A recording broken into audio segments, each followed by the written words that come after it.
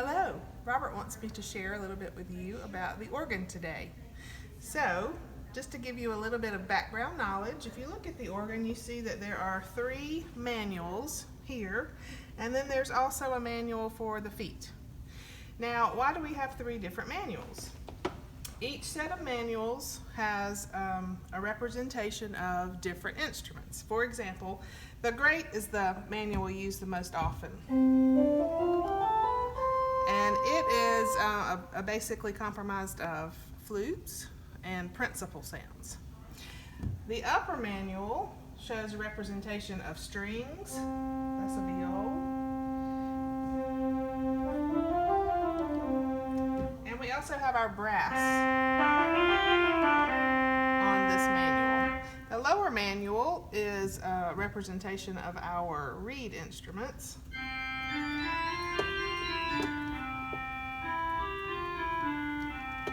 And then the pedals have a combination of several of those, and we can also make those sounds play on the pedals using these stops right here. I better use this manual. If I pull an 8-foot stop, this is the note as it would actually sound. If I pull a stop that has a 4-foot, it plays that same note but an octave higher. And if I add a 16-foot, it's the same note but an octave lower from the original sound. Another feature we wanted to show you today is the Zimbelstern, and the stop for it is on the grate manual. And it plays by itself. Sometimes you'll hear me add it to the last verse of a hymn, but it's a set of bells that rotate, and this is the sound they make. You may be wondering how we have the chime sound every Sunday morning. It's actually played with the stop on the grate manual that says chimes.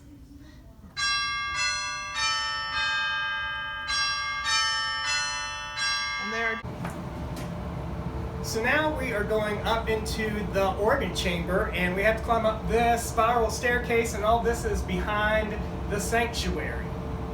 Upstairs in the chamber, this is what's called the bellows, and this is the mechanism that blows the air through all of the pipes. So this is what makes the organ sound.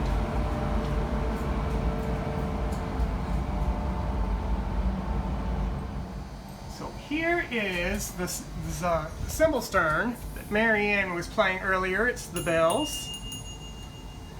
And these are all different sizes and shapes of the pipes, and each pipe plays its own note, and each different kind plays a different sound. So there are some metal ones of different shapes and sizes.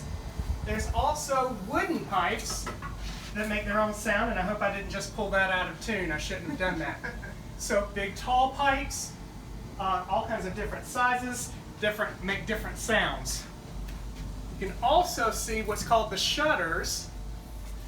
And Mary Ann can, on the organ, can press a button, press the pedal rather, that opens and closes the shutters.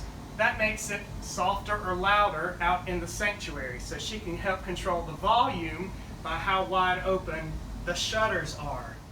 Here is a pipe, an actual organ pipe. I think this came from the old church organ. It's been stored in the closet in the choir room. But this is a pipe, and it says that it is a B.